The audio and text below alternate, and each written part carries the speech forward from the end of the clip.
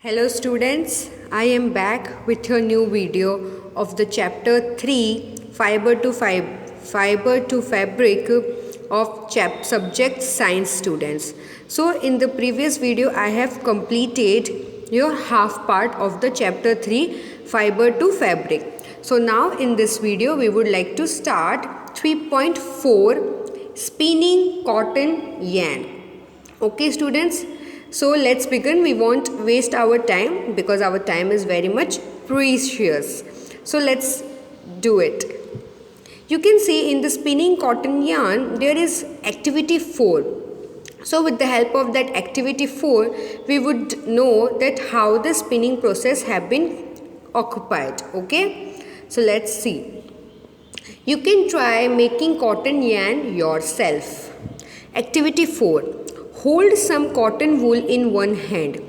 Pinch some cotton between the thumb and forefinger of the other hand. Now gently start pulling out the cotton. While continuously twisting the fiber, are you able to make a yarn?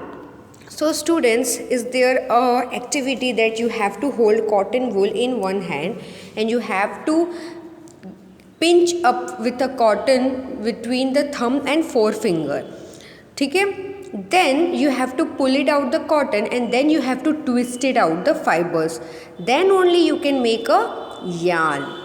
So students, the process of making yarn from fibers is called spinning. So the process, जो process है yarn से लेकर fibers तक में, उस process को क्या बोलते हैं? Spinning बोलते हैं. In this process, fibers from a mass of cotton wool are drawn out and twisted. Means in this process, fibers from a mass of cotton wool, जो mass होता है cotton wool से, उसको निकाल के उसको twist करना होता है, उसको roll on करना होता है. This brings the fibers together to form a yarn. यही चीज़ जो साथ में हम लोग टुगेदर करते हैं फाइबर्स को, देन ओनली ये यार्न में चेंज होता है students. A simple device used for spinning is a hand spindle, also called takli. Another hand operating device used for spinning is charkha. Use of charkha was popularized by Mahatma Gandhi as part of the independence movement. He encouraged people to wear a takli. So students, you know what? There is a simple device which is very much utilized by spinning, and I know you all know it very well. And that is hand spindle. हाथ से roll on करने का, और उसको तकली भी बोला जाता है, और दूसरे हाथ से वो मशीन को, डिवाइस को स्पिन करते रहने का, और उसको क्या बोलते हैं चरखा. आप लोग कभी गए होंगे students Gandhi Ashram, so you can definitely watch that charkha. There is very much popular over there, and a lot of people goes over there and try that charkha. Sometimes people do it, change the yarn into from fiber, but sometimes it is not so available, and it is not so actually easy to process it. So use of charkha was popularized by Mahatma Gandhi. Actually, use of charkha have been popularized by Mahatma Gandhi, and as part of the independence movement, and that was a part of the independence movement. And he also encouraged people to wear clothes made of homespun yarn termed as khadi. So Mahatma Gandhi ji ने बहुत लोगों को appreciate किया कि आप लोग घर के हुए कपड़े पहनो, खादी और सून. जो कपड़े ब्रिटेन से एक्सपोर्ट होते हैं वो कपड़े ना पहनो. To popularize and promote khadi, the government of India constituted a body called Khadi and Village Industries Commission in 1956. ये खादी प्रोडक्शन को पॉपुलर करने के लिए गवर्नमेंट ऑफ इंडिया ने एक कॉन्स्टिट्यूशन स्टार्ट किया था, उसका नाम रखा था खादी, और ये विलेज इंडस्ट्रीज़ में कब स्टार्ट हुआ? 1956 में स्टार्ट हुआ. Spinning of yarn on a large scale is done with the help of spinning machine. After spinning, yarns are used for making fabrics. So students, actually this spinning yarn is having a very large scale, बहुत बड़े scale में ये बनाया जाता है and with the help of machine. And then afterward spinning yarns are transferred or changed into fabric. Now let's see yarn to fabric. अब हम लोग yarn to fabric की बात करेंगे. So yarn to fabric 3.5. There are many ways by which fabrics are made from yarns.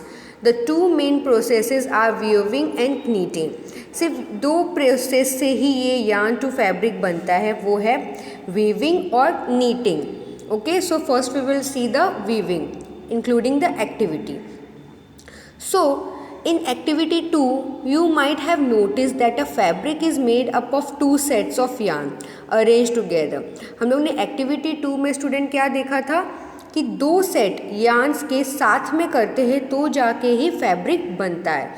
The process of arranging two sets of yarn together to make a fabric is called weaving. सो जो हम लोग ने activity 2 में देखा होगा, आपको याद ना हो स्टूडेंट्स तो आप एक बार वो वाला वीडियो फिर से देख लेना. ओके, तो उसमें ये बताया गया था कि जो दो सेट होते हैं yarns के, उसको साथ में हम लोग करेंगे तभी जाके फैब्रिक बनेगा. और ये पूरे प्रोसेस को क्या बोला जाता है? वेविंग बोला जाता है. क्या बोला जाता है? वेविंग बोला जाता है. So let us try to weave some paper strips. So let's see activity 5. Take two sheets of paper of different colors. Okay, देख लिया. Cut square pieces of length and width equal to 30 cm from each sheet. Okay, done, हो चुका है. Now fold both the sheets into half. On one sheet draw lines as shown in the figure 3.2a and other as shown in figure 3.12b. Cut down the sheets along the dotted lines and then unfold. Weave the strips one by one through the cuts in the sheet of paper as shown in figure 3.12. Figure 3.12 D and C shows the pattern after weaving all the strips.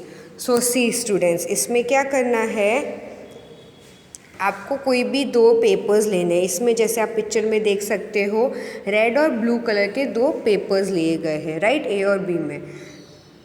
Then आप इसमें क्या किया गया है? Waving process किया गया है paper के थ्रू, पेपर स्ट्रिप्स के थ्रू वेविंग प्रोसेस, जिसके बारे में हम लोग बात कर रहे हैं ना, yarn टू फैब्रिक में हमें चेंज करना है, वो प्रोसेस इसमें पेपर के थ्रू दिखाया गया है. तो आपको क्या करना है, ये दोनों को बीच में से आपको कट करके इस तरह से इस तरह से प्रोसेस करना है, बीच में से इसको लेकर, मतलब एक के ऊपर एक, एक के ऊपर एक, एक के ऊपर एक, वैसे प्रोसेस में आपको ये पेपर स्टाइल इस तरह से बनाना है.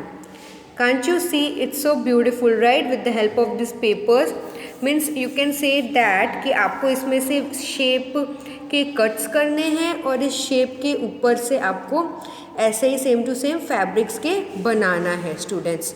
Okay, this one is the weaving with paper strips. Now we will see in the similar manner two sets of yarn are woven to make a fabric. The yarns are much thinner than our paper stripes. Of course, weaving of fabric is done on looms. The looms are either hand operated or power operated. So students, in similar way, same to same way के दो sets होते हैं yarn के जो fabric में change होता है, right. तो जो यार्न होता है वो बहुत ज़्यादा थिन होता है पेपर स्ट्रिप से भी, मतलब जो पेपर स्ट्रिप्स वाला हमने किया ना अभी, इससे भी बहुत पतला होता है यार्न, बहुत ही ज़्यादा. तो इसलिए ये जो वेविंग ऑफ फैब्रिक है वो लूम्स में होते हैं. ये आप देख रहे हो हैंडलूम, ये जो लेडी यहाँ पे कर रही है उसके प्रोसेस में ये चीज़ होती है. The looms are either hand operated और पावर ऑपरेटेड. जो ये जो लूम्स है वो हाथ से हैंड ऑपरेटेड है या फिर मशीन के थ्रू पावर ऑपरेटेड, इलेक्ट्रिसिटी के हेल्प के थ्रू भी होता है स्टूडेंट्स. तो इस तरह से हैंडलूम की वेविंग प्रोसेस होती है. Now we will see knitting. What is that? Knitting. Have you noticed how sweaters are knitted? No, I have not noticed that one. So in knitting, a single yarn is used to make a piece of fabric. मतलब एक ही yarn एक piece of fabric का बनता है. मतलब waving में क्या होता है कि दो फैब्रिक के बनते हैं, दो यार्न्स को साथ में करके फिर वो प्रोसेस होता है वेविंग के, राइट. बट इसमें क्या है, इसमें सिर्फ एक ही यार्न होता है और इसी एक ही यार्न की एक पीस ऑफ फैब्रिक बना जाता है. Have you ever pulled the yarn from a torn pair of socks? What happens? A single yarn gets pulled out continuously as the fabric gets unraveled. Socks and many other clothing items are made of knitted fabrics. Knitting is done by hand and also on machines. So students, it is that कि आप yarn को खींचोगे, जैसे socks के pairs को हम लोग कैसे खींच लेते हैं एक बार, तो वो सारे के सारे एक लेयर हो जाती है. लाइक दैट वे आप उसको खींच लोगे तो वो सारे के सारे फैब्रिक्स पुल आउट कर देंगे. खींच लोगे कंटिन्यूसली तो वो पूरा का पूरा निकल जाएगा, जैसे कि सॉक्स के फैब्रिक्स निकल जाते हैं एक डोरी की तरह, राइट. उसको बोलते हैं नीटिंग वाला. So knitting is done by hand और ओनली ऑन मशीन. नीटिंग भी सिर्फ हैंड या फिर मशीन के थ्रू ही होते हैं. आप देखो ये चीज़ आप देख रहे हो पिक्चर में अभी ग्रीन कलर की जो है, इसको हम लोग नहीं बोलते रुई के. मम्मीज़ लोग या दादी लोग सब स्वेटर्स बनाते थे इसके नीटिंग के. तो ये जो स्वेटर्स बनाते हैं ये प्रोसेस को ही बोलते हैं नीटिंग स्टूडेंट्स. ओके, ये इंटरेस्टिंग है क्योंकि हमें जानने को पता चल रहा है कि अच्छा ये सब चीज़ों को, कि हम लोग ने ये सब चीज़ें देखा तो ज़रूर होता है, right students, but we doesn't know that what does it means and what does it called out, right. So that's why this chapter is very much necessary to know it, कि आप लोगों को नहीं पता था बट अब पता चल चुका है, right. So that is great. Now we will see this one. Weaving and knitting are used for making different kinds of fabric. These fabrics are used for a variety of clothing items. So students, weaving और knitting दो मैंने आपको process भी बोला. weaving क्या है? weaving जो दो yarn से टुगेदर होके फैब्रिक बनता है, और नीटिंग क्या है, जो एक ही यार्न ओनली सिंगल यार्न से ही फैब्रिक बन जाता है. सो ये प्रोसेस बहुत डिफरेंट काइंड्स के फैब्रिक बनाने में है, बट ऐसे टाइप के फैब्रिक्स बहुत सारे बनते हैं and they are having a very good varieties of clothing item. ऐसे में बहुत सारे वेराइटीज़ है क्लोथिंग आइटम्स है इसके. So now we will see history of clothing material. History, हमें क्लोथिंग मटेरियल की हिस्ट्री के बारे में जानना है कि पहले ज़माने में क्लोथिंग मटेरियल किस तरह से होता था. So let's see. Have you ever wondered what materials people used in ancient times for clothing? It appears that in those times people used the bark and big leaves of trees or animal skins and furs to cover themselves. After people began to settle in agricultural communities, they learned to weave twigs and grass into mats and baskets. Vines, animal fleece or hair were twisted together into long strands. So students, हमें क्या पता है कि ancient time में लोग किस तरह से कपड़े पहनते थे, कैसे टाइप के कपड़े पहना जाता था, नहीं. बट हमें अब पता चल रहा है और आस्ते आस्ते हमें ये भी पता चल रहा है कि वो जो ट्रीज़ होते हैं उसके जो बड़े बड़े लीव्स होते हैं या फिर एनिमल की जो स्किन्स होती है उसके थ्रू ही अपने बॉडी को कवर करते थे, अपने आप को कवर करते थे वो लोग पुराने टाइम में. जैसे आप बोल सकते हो प्रिमिटिव मेंस, जो अभी आप लोग एसएस में पढ़ ही रहे थे, राइट, दैट वन. देन जो अलग अलग लोग हैं वो एग्रीकल्चरली कम्युनिटी में बिगन हो रहे हो, सेटल हो रहे हो. After people began to settle in agricultural communities After people began to settle in agricultural communities, they learned to wig twigs and grass into mats and baskets. मतलब जब उसके बाद एक प्रोसेस आया कि वो एग्रीकल्चरी कम्युनिटीज़ में आ गए, राइट. सो एग्रीकल्चरी कम्युनिटीज़ में वो जब आए, मतलब खेती बाड़ी करने जब वो लगे, तब उन्होंने ट्विग्स, ग्रास और बास्केट्स और मैट्स बिछाने का, फिर ओढ़ने का, फिर बास्केट्स, ये सब चीज़ें वो लोग बनाने लगे. तो they all know very more about the clothing materials.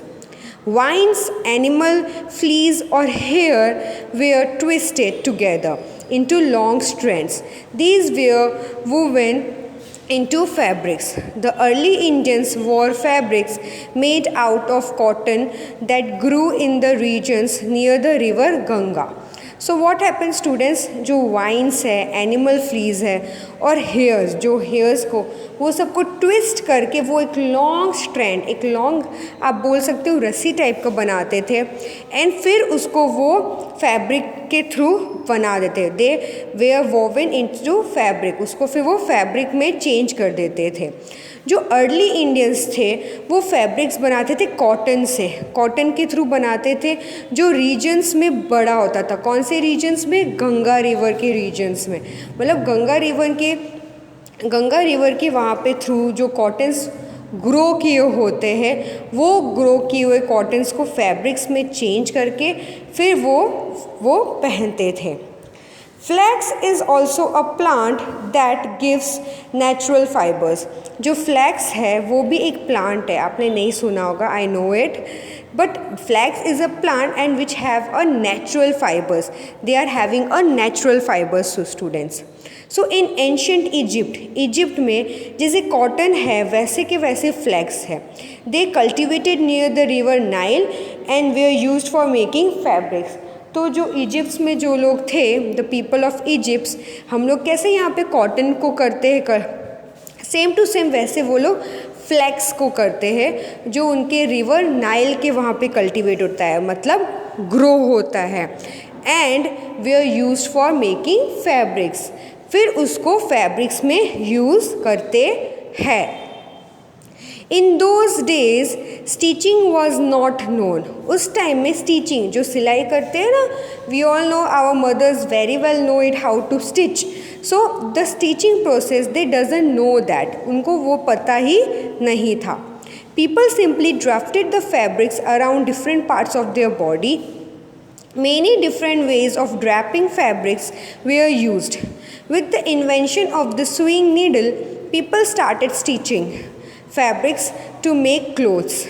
Stitched clothes have gone through many variations since this invention.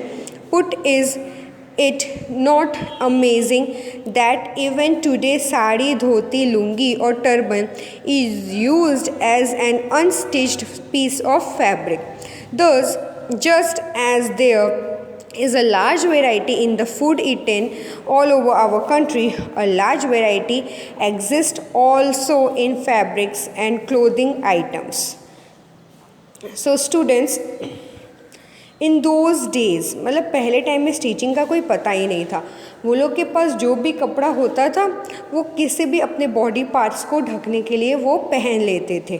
उस टाइम में ऐसे कोई ड्रैपिंग फैब्रिक्स था ही नहीं. उस टाइम में बस ड्रैप करने वाले फैब्रिक्स थे बहुत सारे, स्टिचिंग टाइप के कोई फैब्रिक थे ही नहीं. उसके बाद स्विंग नीडल, जो सिलाई का नीडल होता है ना, उसका इन्वेंशन हुआ. तब जाके लोग फिर अपने कपड़ों को स्टिच करने लगे, एंड फिर जाके स्टिच क्लोथ्स वो लोग पहनने लगे जब ये इन्वेंशन स्टार्ट हुआ. अभी भी ऐसा है कि साड़ी, धोती, लुंगी और टर्बन विदाउट स्टिच किए हुए पीसेज है फैब्रिक के, जो अभी सब पहनते हैं. So students, now is the last part of this chapter is that a lot of varieties of food items are eaten in our country, right? हमारे कंट्री में बहुत सारे खाने के आइटम्स है, वेराइटीज़ है, राइट? कितने सारे, हम लोग ये खाए वो खाए, a lot of delicious food items. Similar ways, there are a lot of varieties into fabrics also. Fabrics में भी ऐसे बहुत सारे varieties है जो clothing items में हमें मिल सकते हैं. You know what, हम लोग whenever we go to buy a dress or something as casual, we are having a lot of choices, right students? अभी के टाइम में हमारे पास कितने सारे चॉइसेस है डिज़ाइंस के, मटेरियल्स के, a lot of type, rights. We have to choose, so we have to take time also, right? But in the previous time, in the previous ancient period, they just wrapped their clothes into their body and they just went over there wherever they wanted to go, students. See, आपके यहाँ पे ये लिखा हुआ है, पहले क्या process होता है. See this one, there is cotton rolls. सबसे बड़ा प्रोसेस क्या है? Cotton rolls. देन क्या प्रोसेस होता है? Ginning, GINNING, ginning. Then fibre, fibre में चेंज होता है. देन स्पिनिंग, फिर स्पिनिंग में चेंज होता है. Then the spinning have been transferred to yarn and yarn are having fabric by knitting and weaving. yarn से दो प्रोसेस होता है, we all know students, knitting and weaving, and then the fabric is ready to use. Okay students, so students, our science subject chapter 3 is now completed. I hope that you have understand this chapter, fiber to fabric, and this one is very much easier chapter. I know it students, so I hope that you have understand it. And your homework is that you have to read this chapter 2 to 3 times. Okay students, then only you can remember that what I have teach you. So you will read 1 to 3 times, so then you will be focused in this chapter and you will be expert in this chapter. So students, now it's my turn to say you goodbye. I will see you in the next video. And if you have liked my video students, so just share, subscribe my channel, like my video and comment below if you have any query about this chapter. Okay students, so till there I will see you in the next video with the chapter 4. So now bye bye and have a nice day students. Stay home, stay safe. With the help of this line, I would like to pack up.